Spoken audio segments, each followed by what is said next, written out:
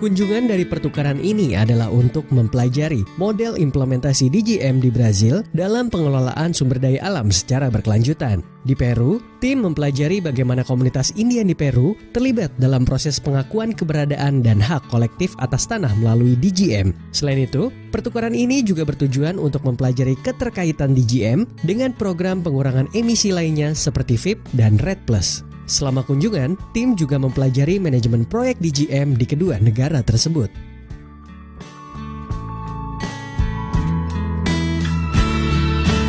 DGM di Brazil bertujuan untuk memperkuat keterlibatan masyarakat adat dan tradisional di Bioma Cerrado di dalam program VIP, REDD+, dan berbagai inisiatif yang ditujukan untuk adaptasi perubahan iklim baik tingkat lokal, nasional, maupun global. Berkontribusi meningkatkan ekonomi dan praktek-praktek penggunaan tanah dan pengelolaan hutan di wilayah Cerrado dengan cara yang berkelanjutan. Investasi senilai 6,5 juta dolar ini ditargetkan kepada komunitas Indian, Quilombola, yang merupakan komunitas keturunan budak Afrika, juga masyarakat tradisional lainnya. DGM di Brazil memiliki 12 anggota NSC dari masing-masing komunitas tersebut, ditambah 3 orang dari unsur pemerintah. Proyek ini dikelola oleh CAA atau Pusat Pertanian Alternatif yang merupakan organisasi yang 70% anggotanya terdiri dari perwakilan ketiga komunitas tersebut. Proyek ini juga sudah berjalan selama 1,5 tahun dan sedang melakukan pemilihan proposal ronde pertama di mana 41 lolos tahap preseleksi dari total 158 yang berhasil terkumpul. Proyek ini akan mentargetkan untuk mendanai 60 proposal selama 5 tahun. Keseluruhan proses untuk menyeleksi proposal bisa memakan waktu 9 bulan dari proses pengumuman, tenggang waktu proposal, evaluasi, verifikasi, sampai tahap pengumuman dan penyaluran dana. Total biaya untuk penyeleksian proposal menghabiskan sekitar 200.000 reais atau 800 juta rupiah.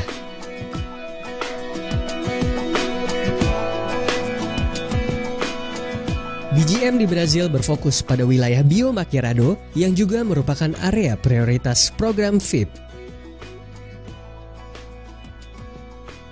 Bioma Cerrado merupakan savana terbesar di Brazil dan mencakup area seluas 2 juta kilometer persegi atau 20% wilayah Brazil. Sekitar 140.000 orang dari komunitas Indian atau sekitar 16% dari total populasi Indian di Brazil tinggal di Cerrado. Bioma Cerrado memiliki peran penting dalam ekosistem Brazil. Terdapat 8 aliran sungai utama yang merupakan sumber air yang penting. Selain itu, bioma tersebut merupakan lumbung pangan di Brazil. Bioma Cerrado menghadapi ancaman dari kegiatan agrikultur komersil, pertambahan populasi, dan juga perubahan iklim. Setiap tahunnya, Bioma Cerrado kehilangan 1,4 juta hektar tutupan hutannya dan sekitar 49% tutupan hutan di Cerrado telah hilang.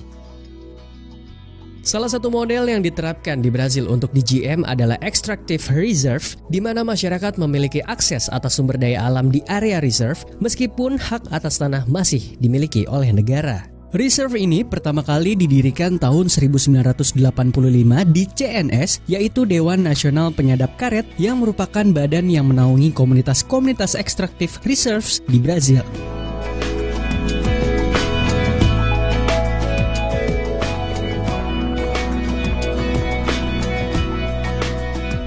DGM Soweto di Peru mendukung komunitas Indian beberapa daerah di Amazon dalam meningkatkan praktek-praktek pengelolaan hutan yang berkelanjutan. Dalam mencapai tujuan ini, investasi senilai 5 juta dolar melalui DGM digunakan untuk mendukung pengakuan keberadaan untuk 310 komunitas dan pengakuan hak atas tanah untuk 130 komunitas di area seluas kurang lebih 780.000 hektar. Di samping itu, proyek ini juga mendukung inisiatif dari komunitas untuk peningkatan ketahanan pangan dan pengembangan ekonomi berbasis sumber daya alam seperti agroforestry dan pengelolaan kayu. DGM Soweto di Peru dipersiapkan oleh 2 organisasi utama yang mewakili masyarakat Indian di Amazon, yaitu AIDESEP dan CONAP. Masing-masing organisasi memilih 5 anggotanya untuk duduk sebagai anggota NSC. Proyek ini dikelola oleh WWF sebagai NEA dan dilaksanakan oleh 18 federasi dan organisasi regional yang berada di bawah AIDESEP dan CONAP. DGM Soweto di Peru disetujui pada bulan September 2015 dan melakukan kunjungan supervisi pertama bertepatan pada saat pertukaran ini.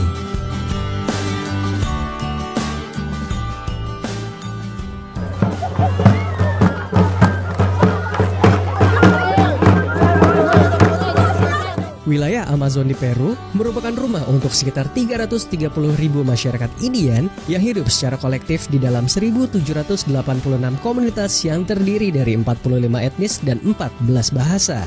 Sekitar 65% dari komunitas tersebut atau 1.174 komunitas masih menghadapi masalah tenurial.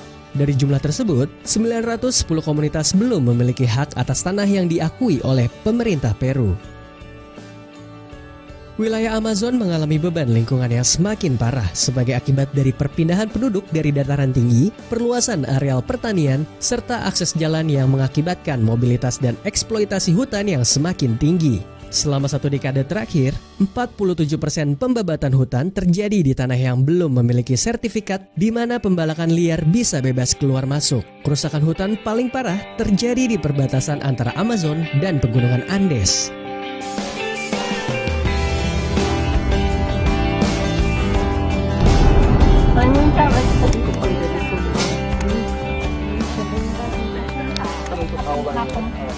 Selama pertukaran di Brazil, tim dari Indonesia melakukan pertemuan dengan NSC dan NEA yang juga dihadiri perwakilan dari pemerintah dan asosiasi penyadap karet. Pertemuan ini diadakan di ibu kota Brazil selama 1,5 hari. Kemudian, selama 2 hari, tim bertolak ke kota Cavalcanti yang terletak di negara bagian Goiás. Selama di Cavalcanti, tim berkunjung di komunitas Quilombola di Calunga yang merupakan komunitas keturunan budak Afrika. Komunitas Calunga merupakan komunitas Quilombola terbesar di Brazil yang masih bertahan sampai sekarang.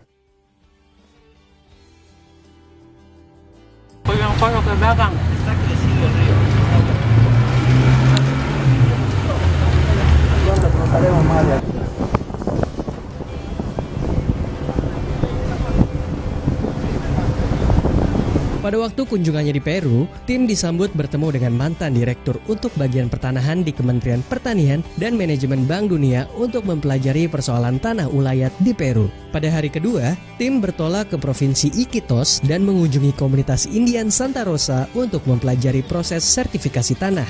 Pada hari ketiga, tim mengunjungi komunitas Nuevo Tarancacu di Yurimaguas, Provinsi San Martin untuk mempelajari proses pengakuan keberadaan.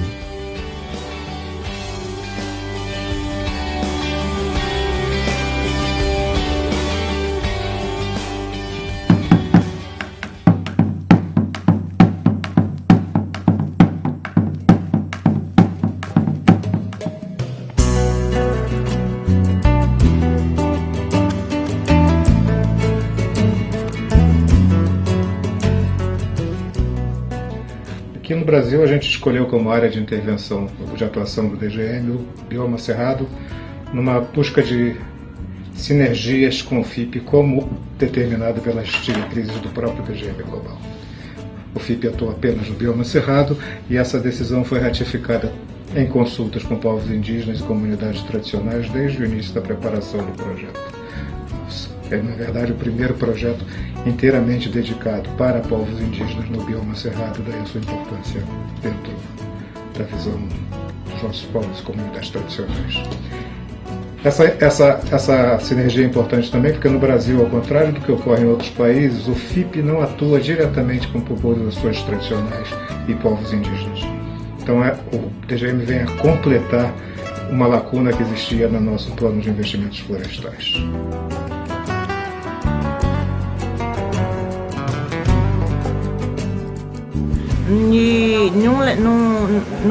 Em reuniões comunitárias, né, que a Associação do Quilombo fez, né, se não me engano, foi logo no início de março. Então, com a ajuda de uma outra instituição que é IEB, Instituto Brasileiro de Instituto IEB, Instituto de Educação Brasileiro, nos deu um apoio aqui relacionada à gestão de associações, e eles nos acompanharam em reuniões dentro das comunidades, nos 3 municípios. Então foram levantadas as demandas, né, os conflitos e os potenciais de cada comunidade. Então foi pautado nessas questões, nesses levantamentos junto da comunidade que foram elaboradas as propostas. Então, eu acredito que não necessariamente após saber do edital, teríamos que ir em cada comunidade, em cada núcleo, porque já foram feitos esses levantamentos junto com a comunidade.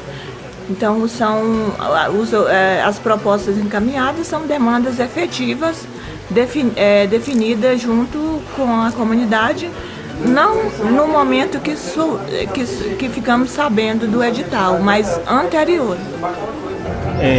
Los dirigentes de las federaciones, de las organizaciones, son gente que ha venido desde la comunidad, entonces ellos traen las necesidades de cada comunidad, ¿no? De cada comunidad por cada región y a nivel en toda la Amazonía. Y aquellas comunidades que ya habían logrado el tema de sus reconocimientos y las que van a reconocer ahora para que luego pasen a ser un tema de titulación.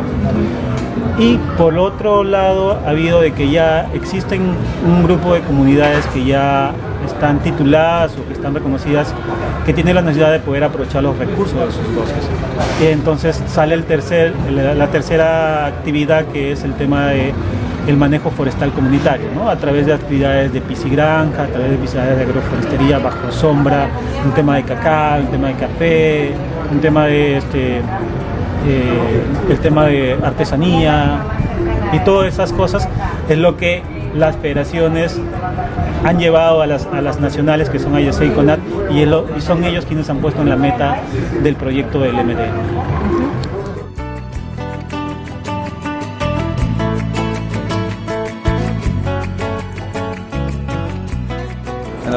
En la actualidad son dos procesos distintos ahora, ¿no? Primero reconoces a la población como comunidad nativa, ya una vez que le das la resolución, lo registras en registros públicos y lo conviertes en personería jurídica. Eso es un ingreso que se hace y que generalmente te demora máximo unos 3 meses hasta que salga la resolución máxima, cuando no hay voluntad política. Cuando hay voluntad política, puede salir ese reconocimiento en un mes.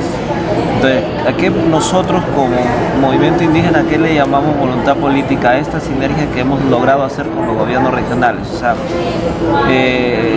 la forma en cómo hemos venido trabajando ahora, nos sacan los reconocimientos en un mes, mes y medio máximo, y lo estamos registrando en un mes. El proceso de titulación ahora volvemos a ingresar a la comunidad nativa, ya a hacer el lideramiento, colocación de hitos y ¿cómo se llama? A lo que es las actas de colindancia, que es otro proceso. Ya este procedimiento te demora un poco más. Cuando hay voluntad política, 8 meses. Cuando no la hay, pueden pasar 5 hasta 10 años, como es el caso de Amazonas, que recién nos hemos enterado de que no sale un título, ¿no?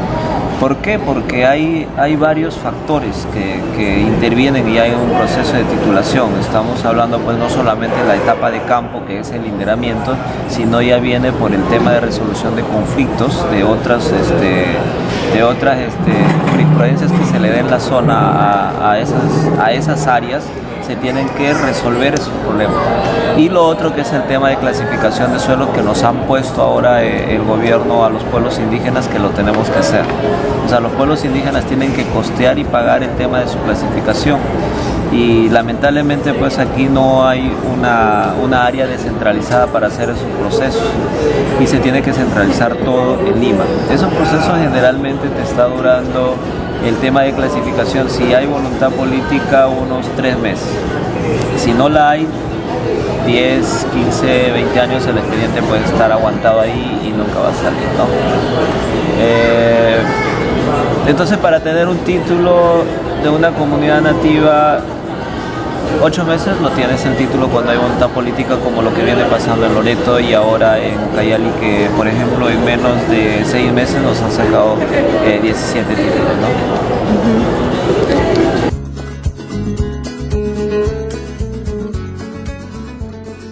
Bueno, nosotros desde la fundación de la IDCEP es una organización que se agrupa en las comunidades nativas, ¿ya?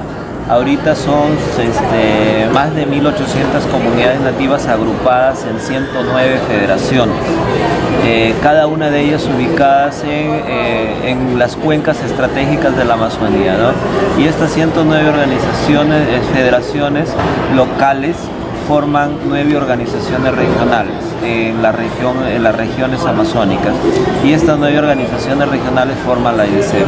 Entonces la IDCEP sigue el mandato de los pueblos indígenas, y el mandato de los pueblos indígenas es buscar las alternativas necesarias para lograr el saneamiento físico legal de las comunidades que todavía no lo han sido.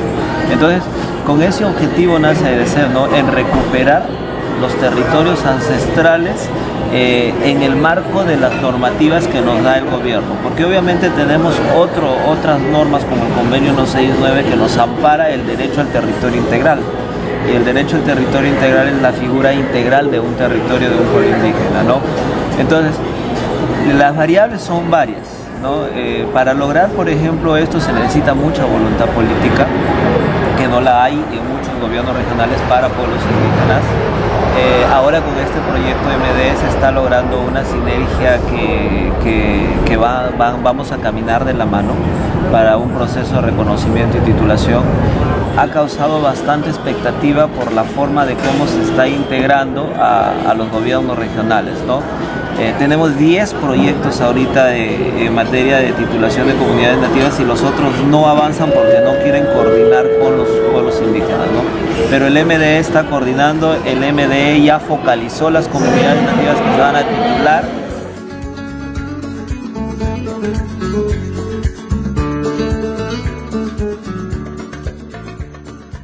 First,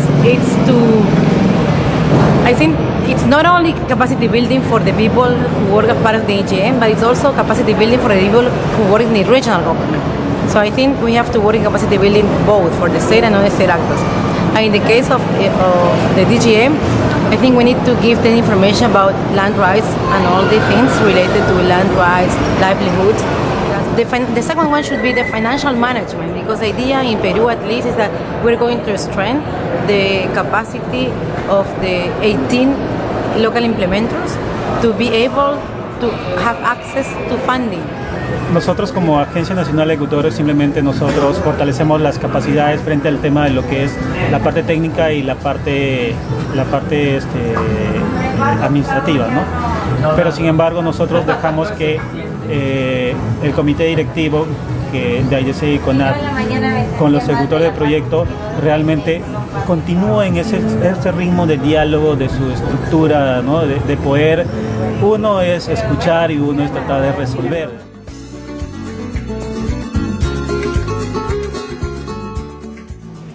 Foi assim, a gente fez o possível de estar aprovando vários projetos que beneficiavam o trabalho das mulheres, porque hoje dentro das comunidades quilombolas, quem mais faz, por exemplo, na minha comunidade, a gente tem um trabalho bem forte de plantas medicinais, e lá são mais mulheres que homens que trabalham dentro do projeto. Então isso foi bem olhado, bem valorizado dentro do projeto de IGM, esse recorte de gênero. E eu vejo também assim essa conquista como membro do comitê como uma maneira também de mostrar também que nós mulheres temos esse potencial, porque não foi fácil para mim conquistar esse espaço, né? A princípio nós barramos com uma certa assim preconceito, né? Mas isso aí foi quebrado, esse paradoxo que mulher tem que ficar na aldeia, tem que ficar em casa, né? Então sempre a gente está aí lutando para que todos os conselhos sejam conselhos paritários, que tenha a importância da mulher, porque a mulher ela é fundamental em todas a composição de políticas, né?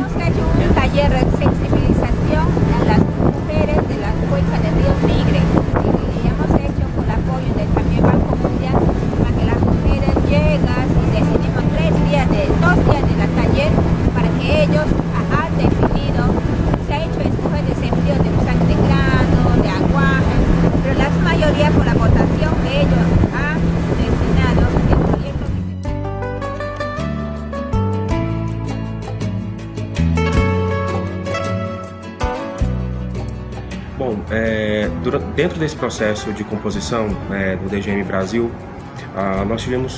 nós contamos de forma muito significativa com a participação do governo em alguns aspectos. Eu acho que desde a composição, da divulgação, da disseminação da informação do que era o mecanismo, de qual o objetivo dele, da importância de tê-lo e de fazer o link com as comunidades, o papel do governo foi fundamental para que a gente pudesse trabalhar com essa cooperação, tendo em vista também ações posteriores, né, conjuntas que pudessem agregar tanto as políticas públicas governamentais em curso, como essas novas iniciativas que estão chegando com oportunidades como a do DGM. No decorrer do trabalho, da composição do comitê, a gente observou que a contribuição do governo ela foi muito grande, no que diz respeito de nos permitir, nos ajudar, nos auxiliar a olhar para os critérios inicialmente legais, burocráticos, que eram necessários para que o processo pudesse transcorrer de maneira tranquila, atendendo a legislação brasileira, as convenções que o Brasil é signatário, né, em todo esse aspecto.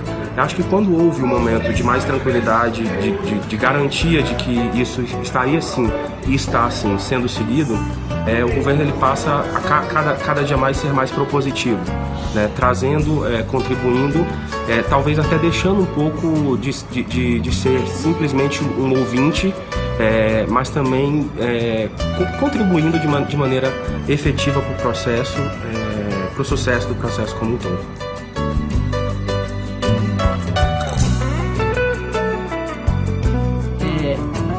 A participação do Ministério do Meio Ambiente no Comitê Gestor, no Comitê Nacional do DGM, tem um papel assim de criar uma sinergia entre quais são as ações do DGM, como que o DGM está articulando os recursos para cooperar com as comunidades tradicionais, os povos indígenas, e a visão do Ministério, como o Ministério já atua nessa área de forma sistemática, né, com algum certo know-how sobre isso, né? E eu acho que o engajamento do Ministério dentro do DGM, eu acho que contribui, né, para o DGM conseguir articular, talvez num nível não só local, mas também ampliar essa articulação institucional, né, dentro dos ministérios, né, dentro do governo federal, dentro dos governos municipais, estaduais e federal.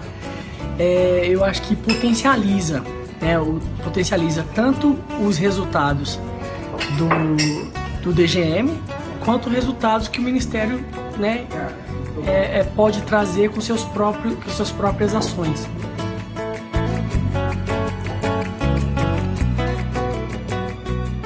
Okay, so first, what I need to do first is to establish synergies. That's very, very, very important with different NGOs in the states.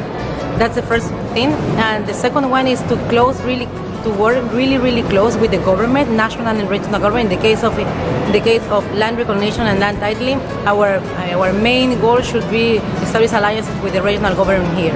So that will be. Bueno, un componente clave y que ya lo estamos haciendo hace varios años es el trabajar coordinadamente con las direcciones regionales de agricultura por intermedio de los convenios que ya he mencionado, convenios específicos para el apoyo del saneamiento físico legal de las comunidades nativas, ¿no? Eso es el componente clave. O sea, AIDESEP siempre ha trabajado de la mano con los tomadores de decisiones, porque también podríamos hacerlo, ingresamos nosotros a la comunidad, levantamos el expediente, vamos y solicitamos que se titule, pero Agricultura tiene que validar ese expediente. Entonces nosotros lo que hacemos es minimizamos recursos llevándolo a ellos, y ellos generan los expedientes y se logra un proceso consensuado. En el tema de estos trabajos se logran porque Agricultura hace su trabajo y la organización indígena también hace su trabajo de la resolución de conflictos que siempre van a haber en esos pueblos indígenas, ¿no? Lo otro es que creemos que este proyecto que estamos implementando ahora, que es el MDE, va a funcionar y va a cumplir sus objetivos porque es el único proyecto donde está administrado o está ejecutado por los pueblos indígenas, y los pueblos indígenas ya tienen experiencias en los procesos de titulación. O sea,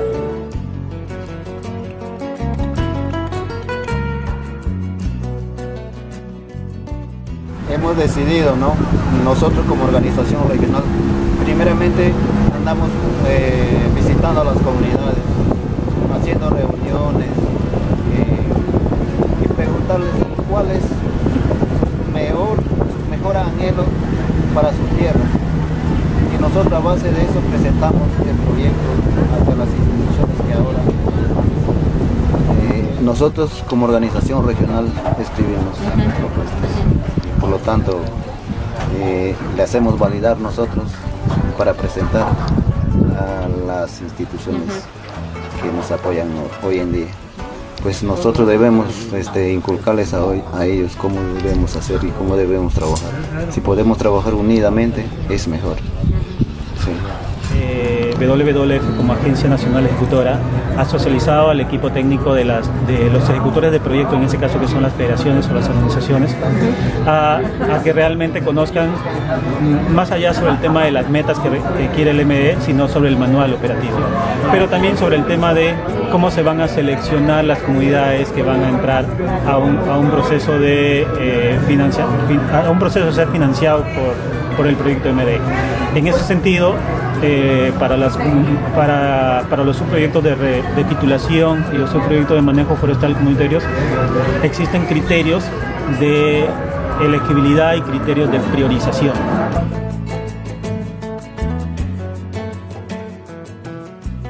A documentação, se a organização ela tem uma documentação hábil para poder receber os recursos, né? Se ela tem uma capacidade, se ela descreve também essa não foi na fase de habilitação. A fase de habilitação foi basicamente administrativa, documental, também se ela estava inserida no bioma cerrado, então ela tinha que estar em um dos municípios que compõem o bioma cerrado, né?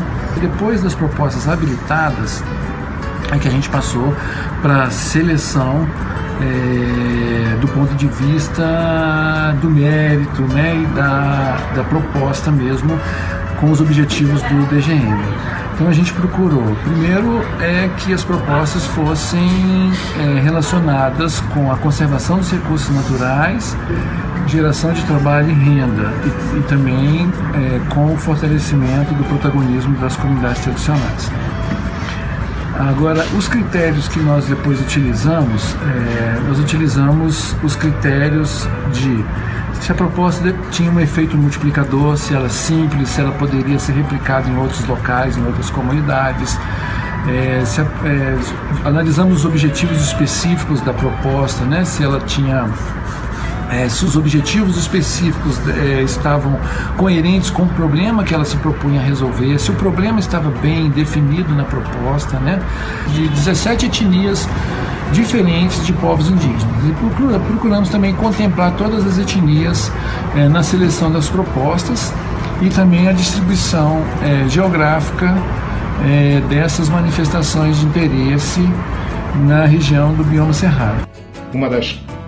Um dos crivos para a análise das submissões que são feitas é possivelmente a situação de não existir conflitos fundiários em relação a essas áreas, o que não impede que o projeto faça intervenções em termos de capacitação e fortalecimento institucional para aquelas comunidades que ainda não tenham assegurado seus direitos fundiários.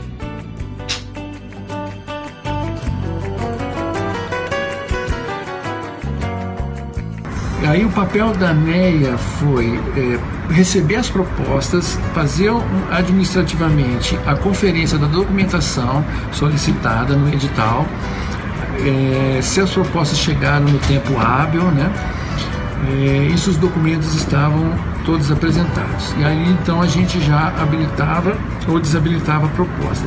Depois da habilitação foram então 115 propostas habilitadas.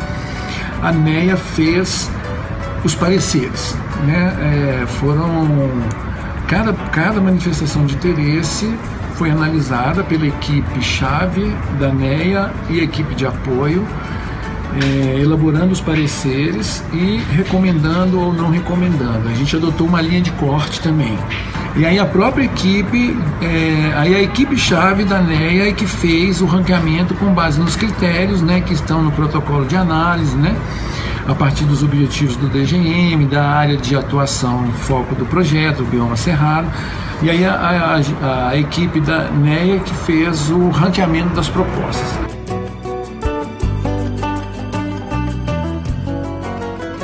E o papel, depois desse ranqueamento, o Comitê Gestor Nacional passou então a análise, passou a análise dessa proposta de ranqueamento que a equipe-chave fez. E a decisão final foi da agência do Comitê Gestor Nacional, tanto que houveram mudanças, né? Eles trazem muita informação das suas regiões, eles conhecem, né? A inserção das organizações proponentes, né? A capacidade delas também executarem projetos. Então eles trouxeram conhecimento, a experiência, a vivência que eles têm nas suas regiões, e a partir daí que fomos fazendo os ajustes de quais seriam as propostas selecionadas. Então a gente, eles, de acordo com as regiões que eles estão, né, que são os membros do Comitê do Gestor Nacional, eles vão participar junto com a equipe-chave nas visitas de checagem aos projetos de acordo com as suas regiões. A gente vai ter que ser franco, né, claro, com as instituições e comunidades que mandaram as propostas, informar que, em virtude da pontuação, né, do peso, da nota, as outras instituições foram contempladas, né, e em virtude também do próprio recurso, que não dá para contemplar todas as propostas. Então a gente vai ter que ser, o comitê já está ciente, né, nós vamos ter que levar essa resposta para que eles possam compreender, né? E nós, quanto povos indígenas, estaremos atentos, né, para poder levar essas informações a todos que mandaram proposta, né?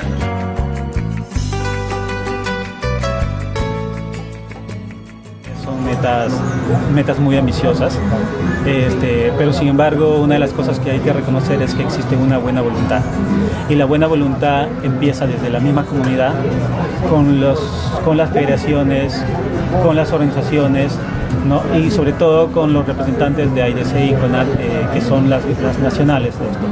Entonces, ante esa voluntad que existe, lo que estamos haciendo es tener reuniones de coordinación de trabajo con